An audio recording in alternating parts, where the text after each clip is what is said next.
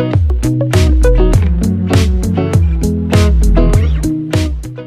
guys, what's up? Welcome back to the channel. So in today's video, we're going to be discussing 10 different ways that you can train yourself to become more self-disciplined. So this is going to be a super informative video. I put a lot of thought into this. Self-discipline is what's going to help you have longevity in whatever you're doing. It's all mental and it's all perspective. This can relate to virtually anything. In this case, I'm primarily going to be talking about health and fitness. So if you're new to the whole health fitness type of field, 2020, you're starting your new journey, I hope this video can help you out, because self-discipline is what's gonna keep you going long-term, baby, okay? Not short-term. We're talking making lifestyle changes, mental shift changes to get that train going. You want it to last you a long time. If you're not already, definitely hit that subscribe button for new videos every single week. Okay, let's do this. These are 10 I've come up with in no particular order. So number 1, we're talking about changing your perspective. I can't versus I don't. So an example would be, say you're at a friend's house and they offer you cake or pastries or something like that. Instead of just saying, I can't eat that, try saying, oh, I don't eat that, but thank you. When you word things differently, you're actually telling yourself and giving yourself credit for believing in not eating that particular food item. When saying things like, I can't eat that, it's actually telling yourself, I can't, I'm punishing myself. I'm not allowed to. That's not true here, okay? You're making the conscious decision to better your life, so I don't eat that. By saying I don't, you're owning that decision, okay? You're confident in that decision and you know yourself. You know what you're doing.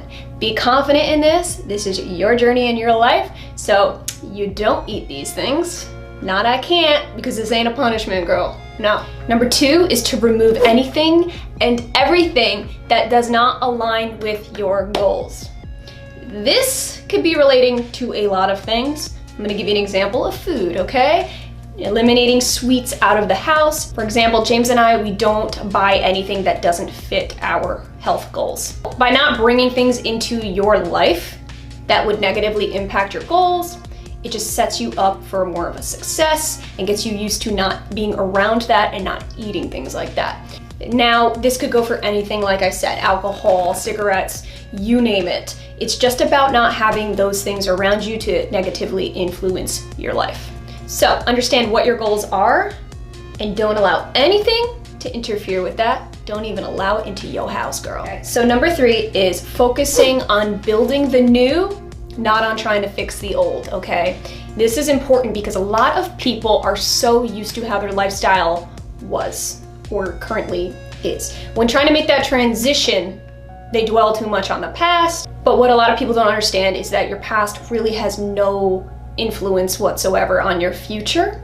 You're starting on a new slate. You need to have that perspective of it being that new, fresh slate, okay? Do not compare to your past. Don't compare to things you used to do. Give yourself the chance to start over. Any mistakes you may have made, anything that you're kind of disappointed in yourself in, forgive yourself and move on. You need that closure. It's healthy. If you resent yourself for anything that you've done in the past, it's only anchoring your future, okay? It's only keeping you in the past, and that's what you want to do, is move past the past and just look towards the future. You're building yourself new, fresh. Keep that perspective and you will be just fine. Okay, so number 4 is to shift from motivation to habit. 2 totally different things, okay? Motivation is a very temporary fix.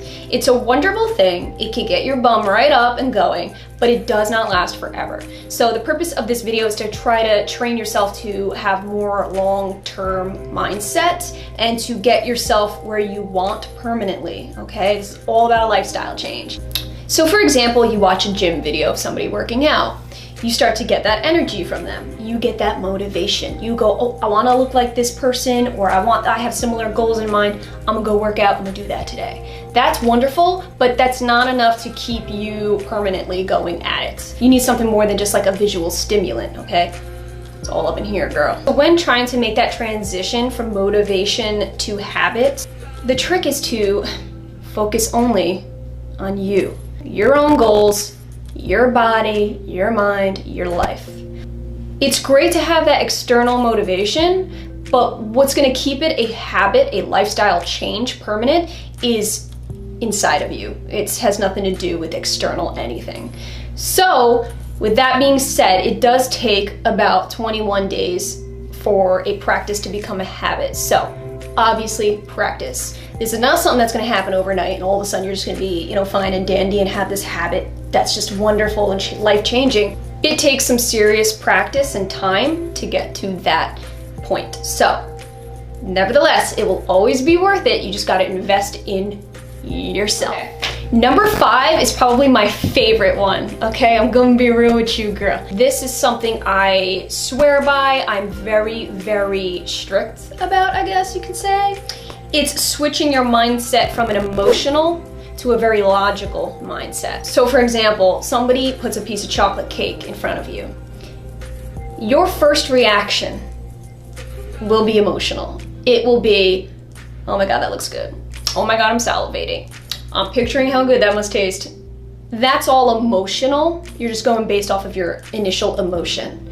What's gonna get you past that binge, that whole giving in to those kinds of things, is gonna be your logical taking over. That's what you gotta train your brain to do, is think logically, which means looking at that piece of cake and saying, okay, well that does look good, but how will it make me feel? What will it do to my body? What negative effects will it have? And how will it deter me from completing my goals and getting to where I want to get? So it's very healthy to differentiate the two, emotional and logical, and to understand when that logic needs to take over. That is self-discipline in a nutshell. When thinking logically, for example, the cake, you're going to be understanding that you're eating for function and not taste. You gotta be really upfront and honest with yourself in these scenarios, okay? Recognize that emotional and recognize that you need to switch right over to that logic, because the logic is what's gonna get you where you need to go in life. Relying on that emotion, you're just gonna be, no. So guys, this leads me to point number 6. By saying no to that piece of cake, it is not deprivation. So do not get it twisted. Do not think you're depriving yourself. If you think that in your head that you are depriving yourself, you are going to end up giving in almost every single time, because there will not be any end in sight.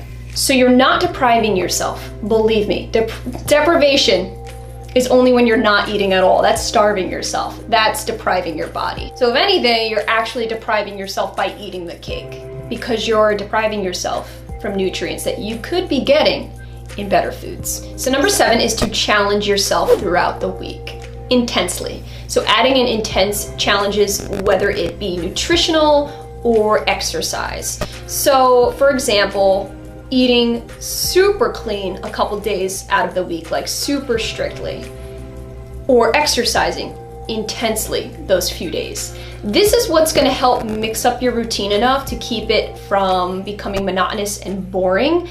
Whether we like to admit it or not, humans are designed for challenge. We actually thrive on challenge. Keeping that incorporated into your routine will not only help you continue going in that direction, and it's going to make your everyday routine seem a lot easier, okay? When starting any routine, you might think it's intense, especially if you're not used to it.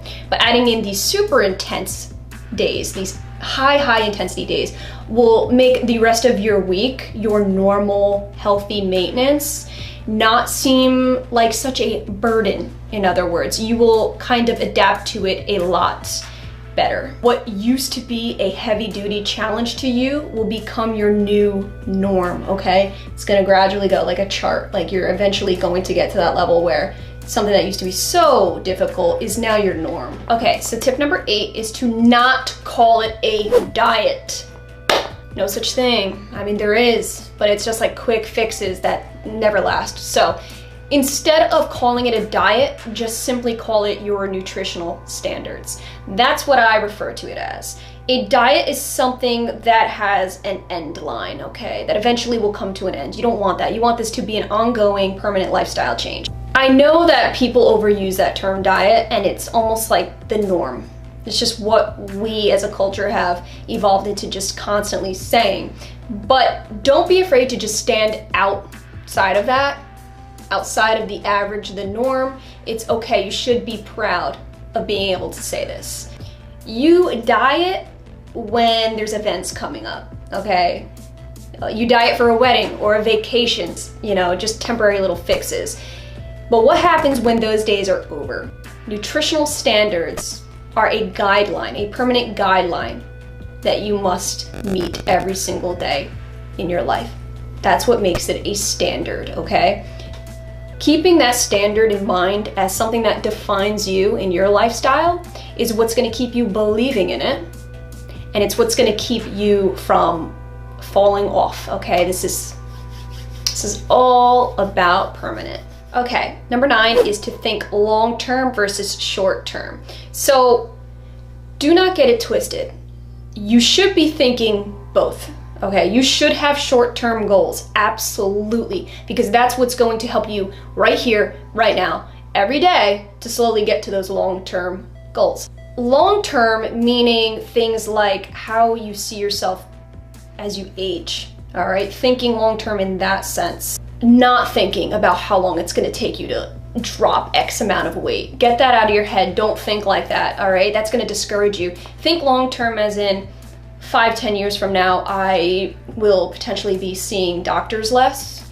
I will be feeling 10 times better. Things like that. Yeah, that's a long-term investing idea. But having long-term just by itself isn't good either, because like I said before, it can get very discouraging. You have to have your short-term goals. View long-term as like a ladder and short-term being as the rungs in the ladder. You can't have one without the other. So for me, long-term would be things like not having to go see a doctor when I'm middle to late age, okay? Avoiding doctors, that's my long-term goal. But short-term goal for me would be like eating clean, going to the gym and exercising every single day. These are short-term goals that inevitably turn into long-term. So gotta have both. Okay, last but not least, number 10 is just so freaking straightforward right here, right now, but this is how I'm gonna wrap it up. Giving yourself time.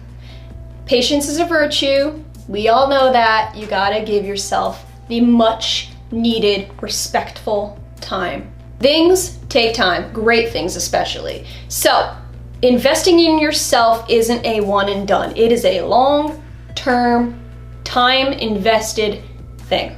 So once you learn pretty much how to change and shift your mindset, change your perspective on health, fitness, wellness, that is the beginning of changing your entire life. And the only thing that's gonna allow you to do that is time. Those were my 10 tips on how to become self-disciplined. You wanna chase that healthy lifestyle, it needs to be the stamp on the envelope. You need to put that stamp, you need to get self-disciplined. There's just no other way around it. Understand that it is not easy to become self-disciplined, okay? But if there's a will, there's a way. Remember that the body will not go where the mind does not allow it to go. Perspective and mental shifts are necessary. I know, guys, this was a pretty freaking serious video and I got real intense at some times, but it's because I'm very, very, very passionate about this topic. It isn't until you make these mental shifts where it's going to become an ingrained thing, a daily, everyday thing. So if you are up for that challenge, then maybe these tips can help you. I hope that this video did really help you guys. So comment down below if you like any of these key points. I appreciate you guys watching. And again, if you have not already subscribed, definitely do. New videos every single week. I'll see you in my next video.